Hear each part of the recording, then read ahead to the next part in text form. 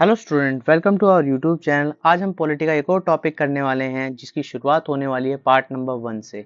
Part number 1 का मतलब है यूनियन एंड इट्स टेरिटरी। सबसे पहले हम क्या पढ़ेंगे? आर्टिकल पढ़ेंगे, फिर उसके बाद इवोल्यूशन पढ़ेंगे, किस तरीके से स्टेट्स बनी, किस तरीके से आगे प्रोसेस हुई और बाद में जाकर कितनी स्टेट हो गई, सब चीज़ों के बारे में डिटेल से अच्छे तरीके से पढ़ेंगे। तो आर्टिकल नंबर 1 क्या कहता है? आर्टिकल 1 कहता है कि name and territory of the union, कि संघ का नाम और क्षेत्र बताता है आर्टिकल नंबर 1। और ये भी बताता है कि इंडिया का मतलब भारत है, जो हमारे देश के अंदर सभी राज्यों का संघ है। कि कह सकते हैं कि इंडिया अर्थात भारत राज्यों का संघ। ठीक है। और ये भी जानते हैं कहीं पर बाहर यूएनओ या कहीं भी इंटरनेशनल कोई भी चीजें होती हैं तो उसमें जो इंडिया है उस नाम से भारत को जाना जाता है।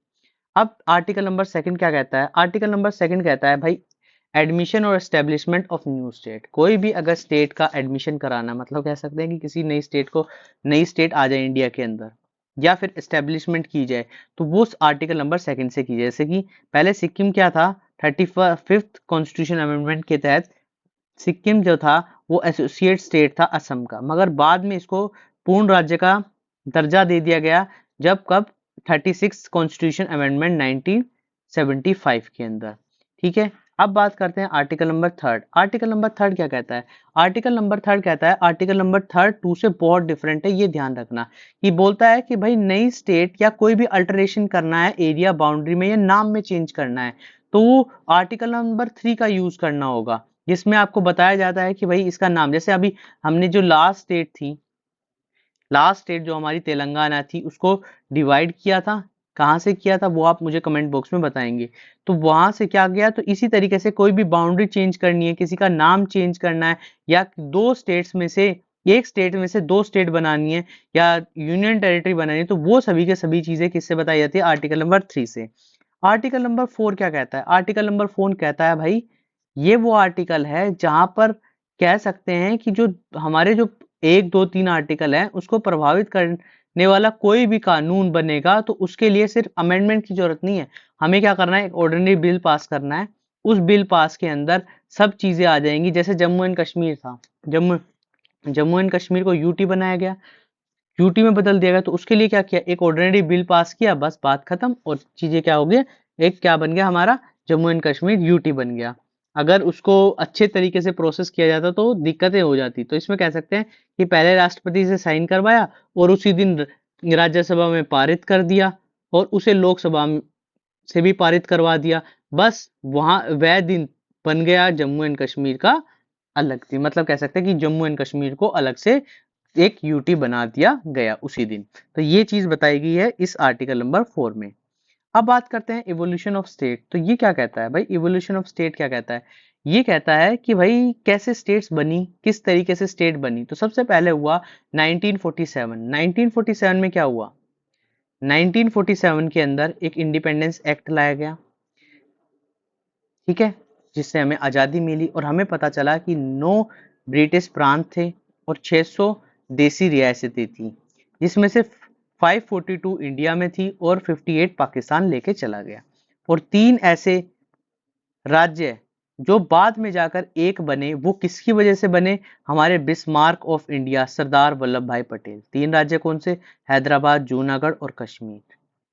ठीक है। मगर इतने से काम नहीं चला, इतने से काम नहीं चला कि ये सब चीजें तो एकीकरण हो गया, मगर इसके बाद हमें अलग अलग तरीके से स्टेट्स को, यूटी को डिवाइड करना था। तो उसके लिए क्या कार्य किया गया? तो सबसे पहले 1948 के अंदर एक कमीशन आया, धार कमीशन, जिसके चेयरमैन थे एस के धार, जो रिटायर हैदराबाद हाई कोर्ट के जज थे। ठीक है। वो अपनी एक रिपोर्ट लेके आए जिसमें बोला गया कि भाई स्टेट तो बनाएंगे हम, मगर स्टेट को कभी भी लैंग्वेज बेस्ड नहीं बनाना। कि ऐसा हो कि भाई एक स्टेट में एक ही लैंग्वेज वाले व्यक्ति हो, तो वो गलत हो जाएगा सभी के लिए। आगे स्टेट जो बननी चाहिए वो एडमिनिस्ट्रेशन बेस्ड बननी चाहिए, ये कहा गया धार कमीशन ने। मगर धार कमीशन से काम नहीं चला।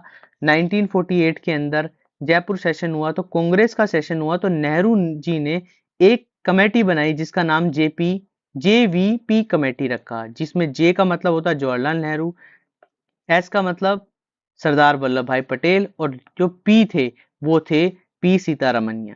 ठीक है।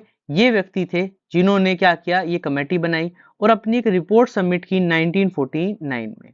और बोला गया कि भाई इन्होंने भी सेम बात बोली जो धार कमीशन ने बोली थी कि लिंग्विस्ट स्टेट नहीं होनी चाहिए, लैंग्वेज बेस्ड स्टेट नहीं होनी चाहिए, एडमिनिस्ट्रेशन स्टेट होनी चाहिए। मगर इसके बाद सबसे मेन कार्य हुआ कि आंध्र प्रदेश में आंदोलन तेजी से बढ़ते गए, क्योंकि वो चाहते थे कि हमारी जो स्टेट बने वो लैंग्वेज बेस्ड बने। तो इसलिए वहां के एक व्यक्ति ने, जिनका नाम पोटिसमा मुल्लू था, उन्होंने क्या किया, हंगर स्ट्राइक पर बैठ गए। अब वो बैठे, 1952 के अंदर उनकी मृत्यु हो गई। अब हड़ताल करते समय मृत्यु हो गई तो आंदोलन और तेज हो गए, जिससे गवर्नमेंट पे दबाव पड़ गया और गवर्नमेंट को आखिरकार आंध्र प्रदेश को लैंग्वेज बेस्ड स्टेट बनाना पड़ा। तो एक ये क्वेश्चन आता है कि कब, जब ऑप्शन में आते हैं 1953, 1952 ऐसे करके कोई ऑप्शन दिए जाते हैं, तो 1953 के अंदर सबसे पहले आंध्र प्रदेश को एक लैंग्वेज बेस्ड, जिसकी लैंग्वेज क्या थी, तेलुगु थी, एक स्टेट बनाया गया था। मगर ये बना तो दिया, मगर इससे तो नुकसान ही होने वाला था। तो इसके लिए फिर दोबारा एक कमीशन बैठाई गई, जिसको 1952 और दोबारा से स्टेट कमीशन बैठाया गया या फैजल अली कमीशन बैठाया गया, जिसके अंदर कुछ मेंबर्स थे, वो मेंबर्स के आप नाम याद रख लीजिए। उनको बैठाया गया और बताया गया कि भाई हमें किस तरीके से स्टेट्स बनानी चाहिए। तो स्टेट बनाने के लिए क्या किया गया, हमने कैटेगरी वाइज चीजों को डिवाइड कर दिया गया। ए कैटेगरी में ब्रिटिश प्रांत थे, बी कैटेगरी में लार्ज प्रांत थे, ठीक है, सी कैटेगरी के अंदर छोटे प्रांत थे, और डी में जो बाकी बचे केंद्र शासित प्रदेश थे वो सभी ऐड किए गए कि इस तरीके से हमें क्या बनाना है, अपनी स्टेट्स बनानी है। और यही हुआ। एक 1956 के अंदर एवोल्यूशन ऑफ स्टेट एक्ट आया, जिसके तहत हमने 14 स्टेट्स, 14 स्टेट्स और यूनियन टेरिटरी को बनाया, ठीक है।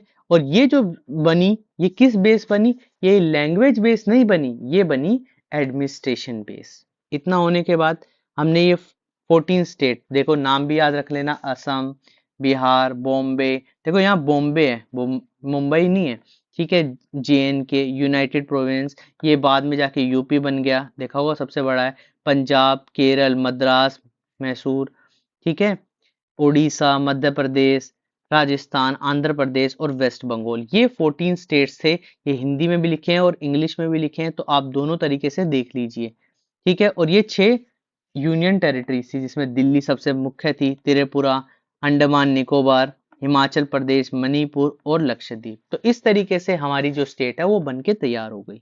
अब स्टेट तो बन गई, मगर समय समय पे क्या हुआ, ये स्टेट बढ़ती और घटती चली गई। सबसे पहले स्टेट नंबर 15 बना गुजरात, जो किससे सेपरेट हो गया, बॉम्बे से, और बॉम्बे को क्या बना दिया गया, महाराष्ट्र बना दिया गया। फिर 16 नागालैंड, नागालैंड ये किससे बना, नागालैंड एक्ट से बना, नागालैंड स्टेट एक्ट था 1962, उसके तहत ये क्या बना, 16 स्टेट बना। इसके बाद 17 स्टेट हरियाणा, जो पंजाब की, हरियाणा और पंजाब एक दूसरे से अलग होके बन गए, जिसमें एवोल्यूशन ऑफ स्टेट एक्ट 1966 था। तो ये कह सकते हैं कि सिर्फ आपको इतना पता होना चाहिए कि 15 कौन सी, 16 कौन सी और 17। अगर बात करें 18, तो हिमाचल प्रदेश बना, ठीक है। हिमाचल प्रदेश देखो, ध्यान से देखो, हिमाचल प्रदेश पहले यूटी था, मगर बाद में इसको स्टेट का दर्जा दे दिया गया, 18वीं स्टेट बना दिया गया। बाद में 19वीं मेघालय बना, 20वीं स्टेट मणिपुर बना, मणिपुर के बाद त्रिपुरा बना, और ये किस एक्ट से बना, 1975 के एक्ट से।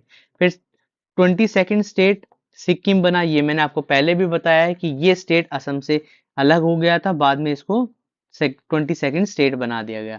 23rd स्टेट की बात करें तो मिजोरम बना, 24th स्टेट की बात करें तो अरुणाचल प्रदेश बना, 25th की बात करें तो गोवा बना, और 26, 27 और 28 ये एक ही समय पर बने, ये बने 84th कॉन्स्टिट्यूशन अमेंडमेंट के तहत। ये ध्यान रखना, ये स्पेशल है कि यहाँ पर 84th जो अमेंडमेंट थी उसके तहत ये चीज बनी। अब इतना होने के बाद क्या हुआ, एक और स्टेट बनी जो आज 29 स्टेट कहा जाता है। इसको पूछा जाता है कि लास्ट स्टेट कौन सी थी जो इस तरीके से बनी, तो ये थी तेलंगाना स्टेट। इसकी डेट भी याद रख लेना 2 जून 2014 को। मगर अभी अब अगर प्रेजेंट की बात करें तो 28 स्टेट हैं, क्योंकि जम्मू एंड कश्मीर जो स्टेट था वो अब यूटी बन चुका है। ठीक है, उनसे 2 यूटीज निकल चुकी है, तो इसलिए ये चीज याद रखना। ठीक है, 29 इसलिए पूछ सकता है कि ये पूछ सकता है कि लास्ट स्टेट जो बनी थी वो कौन सी स्टेट बनी थी। ठीक है, और लास्ट में मैंने बताया भी है, जम्मू एंड कश्मीर को क्या कर दिया, यूटी कन्वर्ट कर दिया 31 अक्टूबर 2019 को। तो इस तरीके से हमने सीखा कि हमें किस तरीके से 14 स्टेट्स और 6 यूनियन टेरिटरी को चेंज करके हमने किस तरीके से आगे स्टेट ऐड किए हैं, कौन से एक्ट से ऐड किए हैं।